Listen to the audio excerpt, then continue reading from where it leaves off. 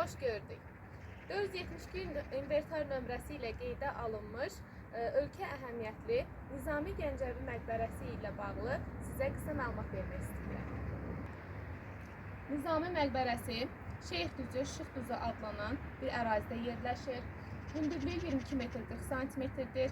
1991-ci ildə Ulu Öndər Heydər Əliyevin sərəncamına əsasən baş memar Fərman İmamquliyev Həsənoğlu tərəfindən inşa olunmuşdur. Məqbərə silindrik formadadır.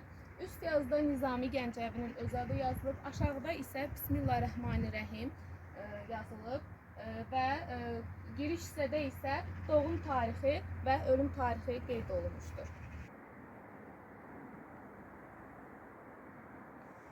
Məqbərənin təməli 13-cü əsrdə qoyulub, 16-cı əsrdə türbə kimi fəaliyyətə başlayıb. İlk məqbərə 1947-ci ildə inşa olunmuşdur. Hündürlüyü 16 metr bir qapıdan ibarət olub. Daha sonra bu məqbərə isə 1991-ci ildə inşa olunub. Məqbərənin içərisindəki 5 pəncərə, başımızın üzərindəki 5 cıraq, xəmsəni, hər biri bir əsəri tərənnüm edir, beşliyi, hansı ki Sirlər Xəzinəsi, Xosrov Bəşiri, Leyli və Məcnun, 7 gözəl, İskəndərnamə. 8 gülşəli ulduzla əhatəyə alınması isə türklüyümüzün rəmzidir və içəri daxil olan hər bir kəs dilindən, irqindən asılı olmayaraq istər-istəməz şairə baş əyir, təzim edir və bu da onun bir daha Şeyx Nizami olduğunun göstəricisidir. Məqbərənin hündürlüyü 22 metr 40 cmdir. Məqbərənin içərisində şairin əsərlərindən kiçik aforizmlər qeyd olunubdur.